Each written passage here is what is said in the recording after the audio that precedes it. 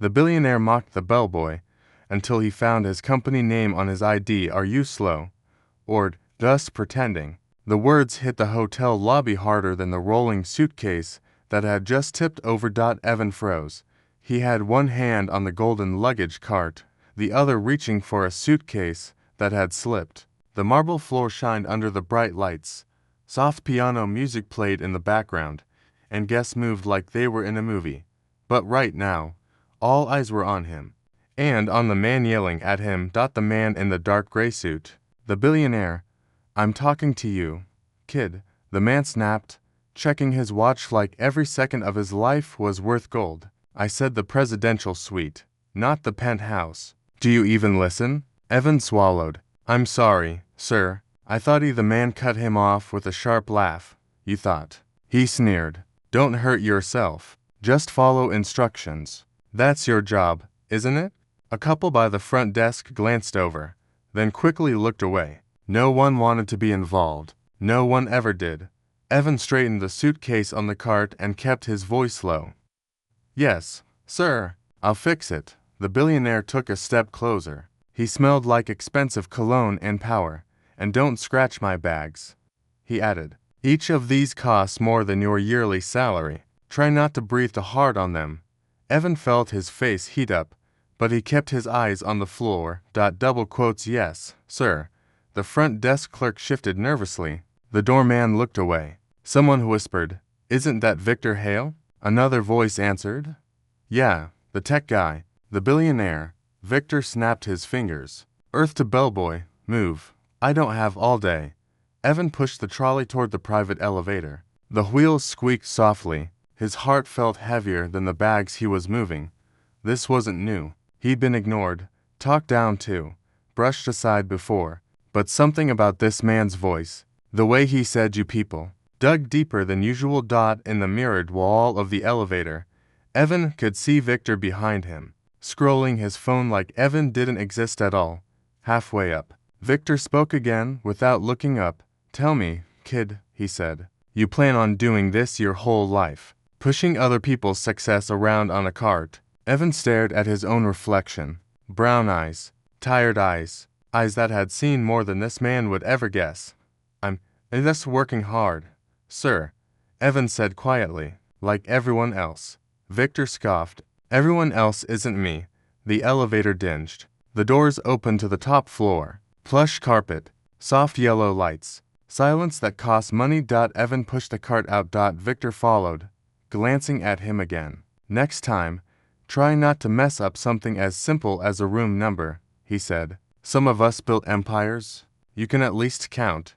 Evan nodded, biting the inside of his cheek.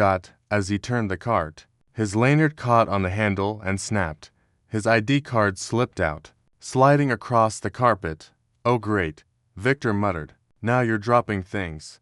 Evan bent down to grab it, but Victor was faster. He picked up the card with 2 fingers, ready to toss it back with another insult.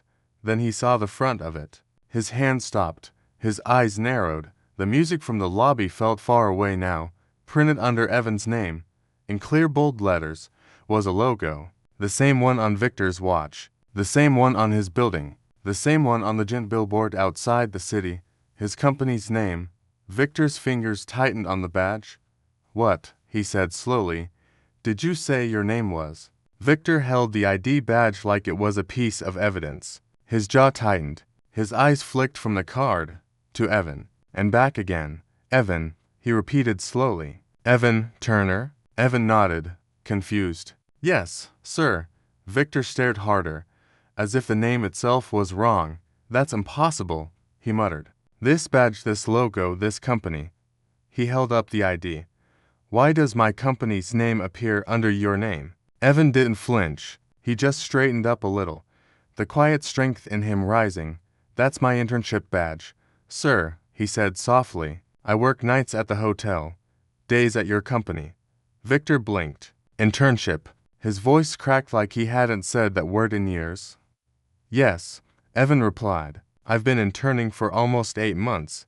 Victor stared at him like the ground had shifted under his feet. You, he said. You intern for me? Evan nodded. Yes, sir.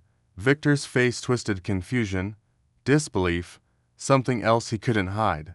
But you're a bellboy. Evan's voice stayed quiet, calm, steady. I'm also a student, he said, and a programmer. I work 2 jobs to help my mom with medical bills. Silence. Heavy, uncomfortable silence. Victor swallowed. That badge, he said, voice softer now. Why haven't I seen you in the office? Evan gently took the ID back. Because interns like me don't go to the top floors, he answered. We work in the basement labs, testing code, fixing bugs, doing whatever we're told. Victor didn't speak. He could single quotes T. Evan continued, his tone respectful, not bitter. I never expected you to remember me, he said. You meet hundreds of people, but I remember you. Sir. Victor flinched a little. You remember me? Yes, Evan said. I studied your story, the interviews, the documentaries. You built everything from nothing. Victor didn't blink. And I wanted to work for you. Evan added quietly. I still do, a beat. A silence long enough to hurt. Victor exhaled sharply, stepping back. He stopped. His voice broke. I didn't know. I know, Evan said. You weren't supposed to know. I'm just one of many interns. Victor rubbed the back of his neck, guilt rising like heat. And his voice locked. He tried again. I talked to you like. Evan saved him from finishing.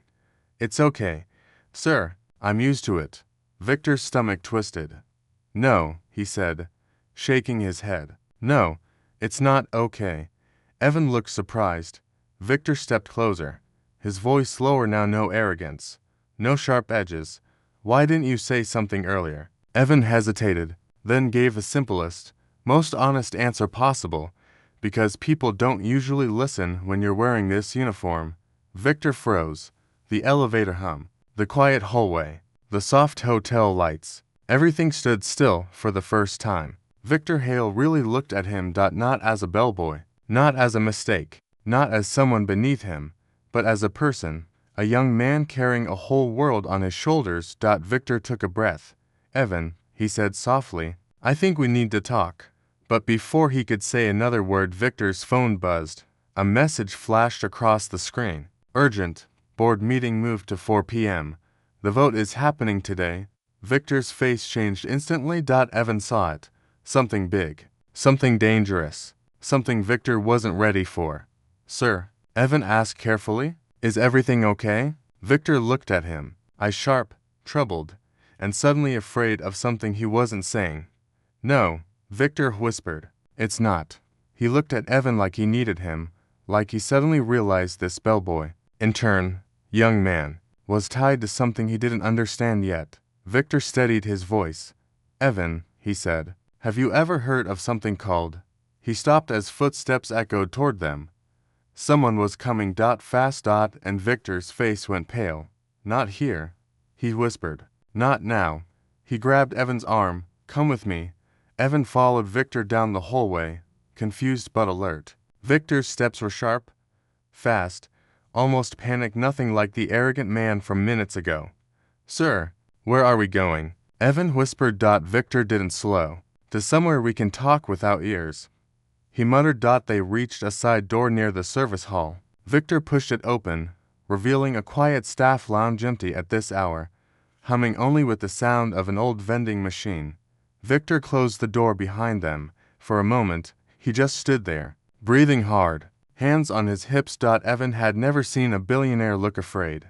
Sir, he said softly, what's going on? Victor finally looked up. You asked if everything was okay, he said. It's not. And the timing couldn't be worse. Evan frowned. Is it about the board meeting? Victor's eyes widened. You know about the vote. People talk.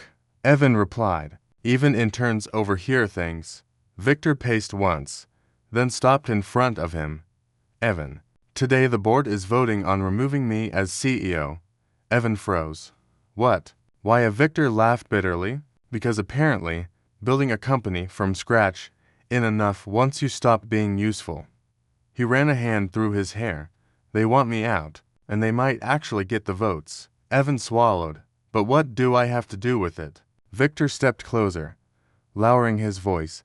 because one of the things they're using against me is you. Evan blinked. Me? Yes, Victor said. Someone leaked footage from earlier today. You and me in the lobby. My tone. The way I spoke to you. Evan's face softened. They're using that to remove you. Victor nodded. They say it shows poor leadership and lack of respect for staff, and normally I could fight it. But given the timing, the pressure, the investors, he stopped. His voice cracked. I'm hanging by one thread. Evan stared at him. This powerful man, the billionaire, the legend he admired, was unraveling right in front of him. Sir, he said quietly, I didn't want that to happen. I wasn't trying to get you in trouble. Victor's eyes softened. I know. That's why I brought you here. He took a breath. You might be the only person who can stop this. Evan felt his heart pound. Me? How? Victor opened the door slightly and peeked out. Footsteps echoed down the hall again. He closed it fast. Because the board wants to meet you. Victor whispered. And they want to hear from the bellboy I mistreated. Evan stiffened. And if they don't? Victor met his eyes. Then by sunset, I lose everything I built. The vending machine hummed. The lights buzzed softly overhead. And Evan realized the fate of a billionaire was suddenly in the hands of a bellboy. Evan felt his chest tighten. Sir, they want me to talk to them. The board. He whispered. Victor nodded slowly. I know it sounds insane, but they think hearing from you will prove whether I'm the monster they're painting me as, or if there's more to the story. Evan shook his head, overwhelmed. But I'm just a bellboy. I'm not built for boardrooms. I don't even own a suit. Victor actually smiled a little tired, but real. You don't need a suit. You just need your voice. Evan swallowed hard. What if I mess it up? Victor looked at him, really looked at him, and said quietly, You won't. A small knock suddenly hit the staff lounge door. 3 short taps. Victor's eyes widened. That's them. Evan stepped back. Already. Sir, I'm not ready. Victor placed a hand on his shoulder. No one's ever ready for life's biggest moments. They just show up and you choose to rise or not. Evan breathed in slowly, then exhaled. Okay, I'll do it. Victor nodded with relief. He didn't even try to hide. They stepped into the hallway where 2 men in suits were waiting. Mr. Hale, one said.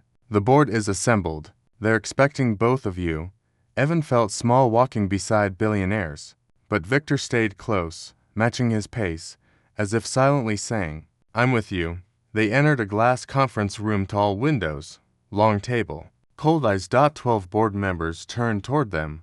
Whispers moved like wind. That's him. The bellboy. Looks nervous. Let's see the truth now. Victor sat, leaving an empty seat beside him. Evan hesitated. Victor whispered, Sit. As soon as Evan did, the chairman leaned forward. Young man, he said, adjusting his glasses. What you say today affects this entire company. Evan nodded, palms sweating. We saw footage of Mr. Hale speaking harshly to you in the lobby.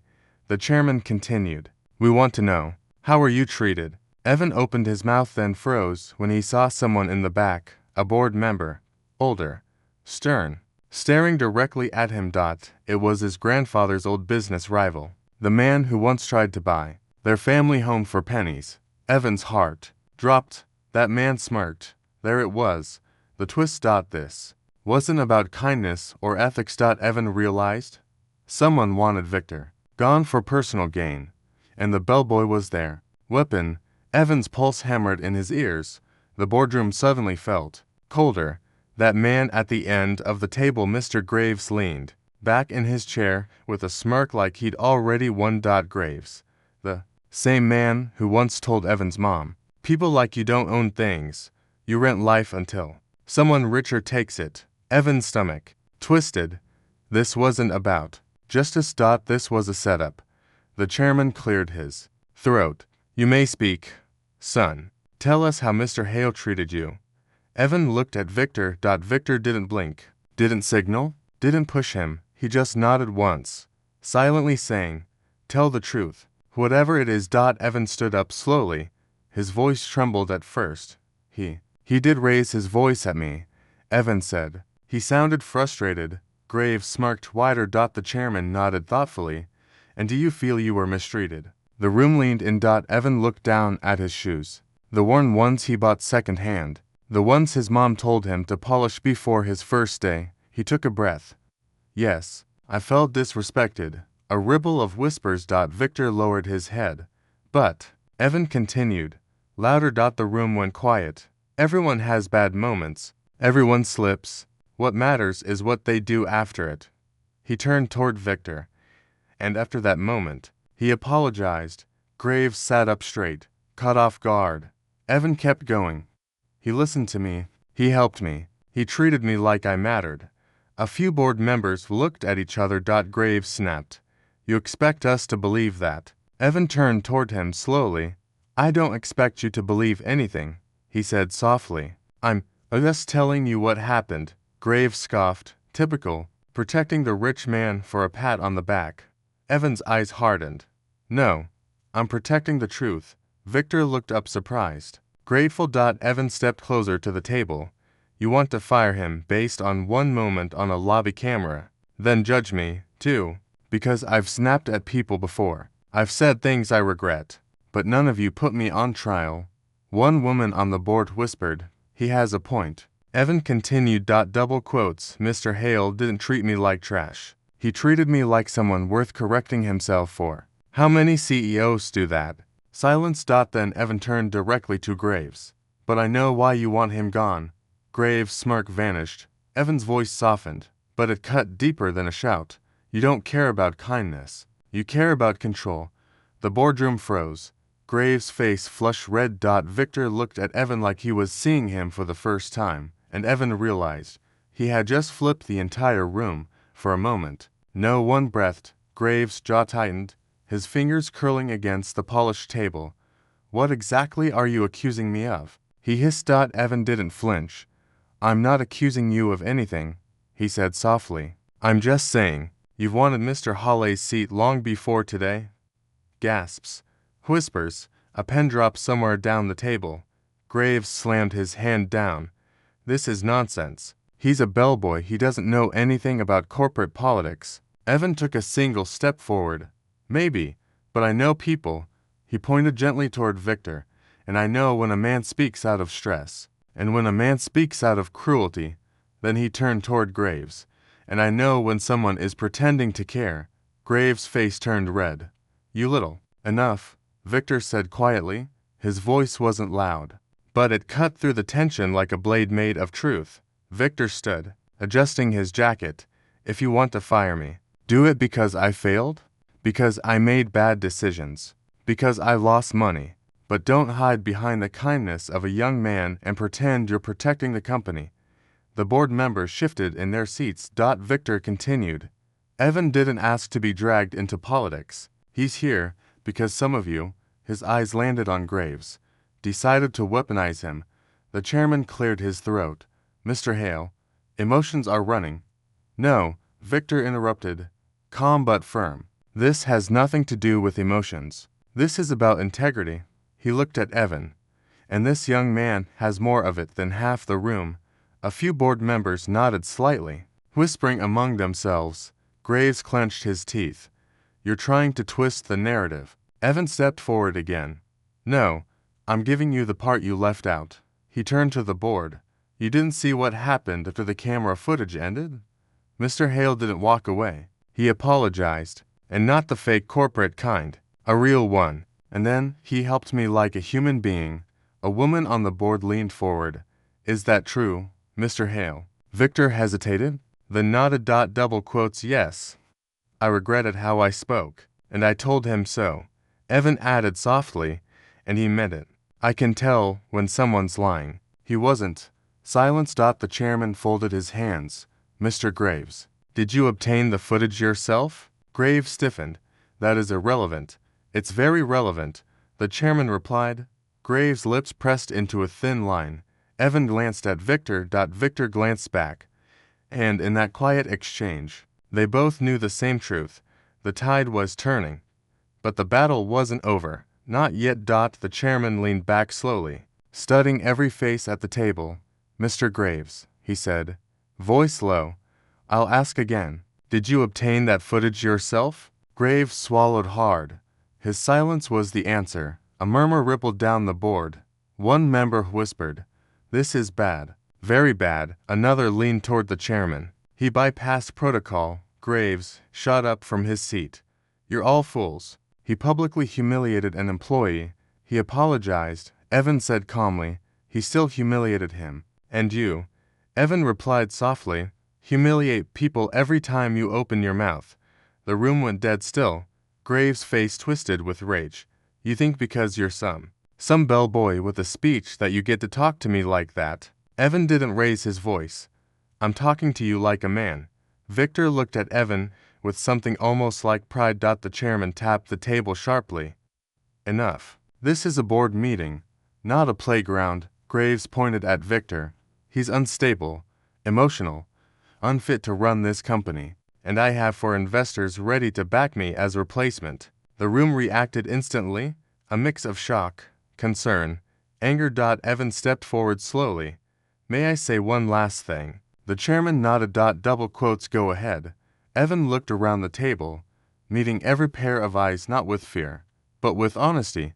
"I've worked here 3 weeks," he said, "and in those 3 weeks, I learned one thing about leadership." He took a breath. "A good leader doesn't need perfect moments. They need true moments." He pointed gently toward Victor. "When Mr. Hale apologized, I saw something I don't see often: humility. Real humility." Then Evan turned toward Graves. "And what I see in you is hunger, not for leadership, for power." Graves scoffed. "What do you know about power, kid?" Evan didn't blink. "I know power doesn't make you kind. It shows whether you already were." A few board members murmured in agreement. Victor looked stunned, his eyes soft, grateful. "And if you remove Mr. Hale today," Evan continued, "do it because he failed at his job, not because he failed at being perfect for 5 seconds in a lobby." He stepped back. "That's all." The room fell quiet again, heavy, waiting. The chairman folded his hands. "We'll decide in the next room." The board members stood slowly. Victor touched Evan's arm. "You didn't have to defend me like that." Evan met his eyes. "You were worth defending." And then the board disappeared into the adjoining room, leaving Victor and Evan alone in the silence, waiting for a verdict that could change everything. The door to the adjoining room closed with a heavy thud, leaving Victor and Evan alone in the boardroom. Silence pressed against the glass walls. Victor exhaled shakily. "I don't know what they'll decide," he said quietly. Evan sat beside him. "Whatever happens, you face it with honesty. That matters." Victor gave a small, tired smile. "You talk like someone twice your age." Evan shrugged. "Life teaches fast when it hits hard." Minutes felt like hours. Through the frosted glass, they saw silhouettes, raised hands, pointing fingers, pacing, heated whispers. Victor rubbed his forehead. "I built this company from nothing. Evan, from a tiny garage with 1 computer and a dream. If they take it today," he paused, voice trembling, "it'll feel like losing a piece of myself." Evan spoke gently. "Maybe, but no one can take who you've become."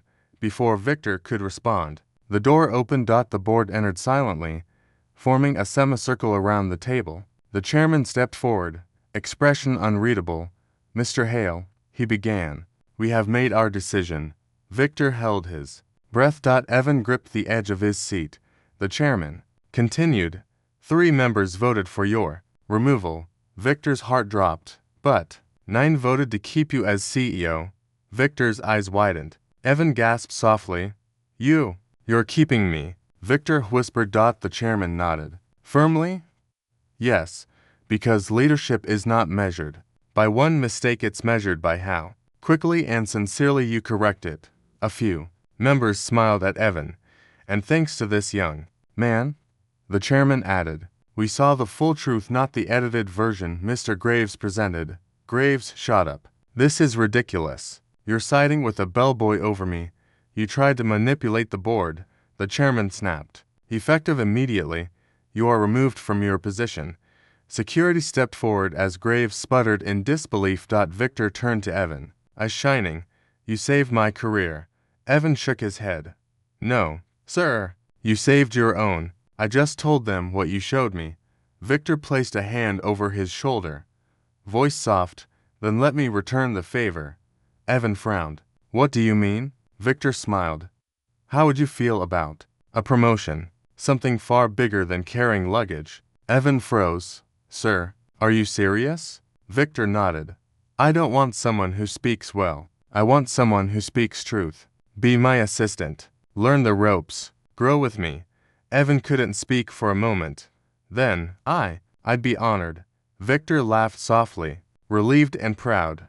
Welcome to the top floor, Evan, as they walked out of the boardroom together. The city lights glowed through the windows warm, golden, full of promise, a bellboy and a billionaire, no longer divided by status or misunderstanding, but connected by truth, humility, and a second chance, moral, real power in wealth. It's in the courage to admit mistakes, and the heart to help someone rise with you.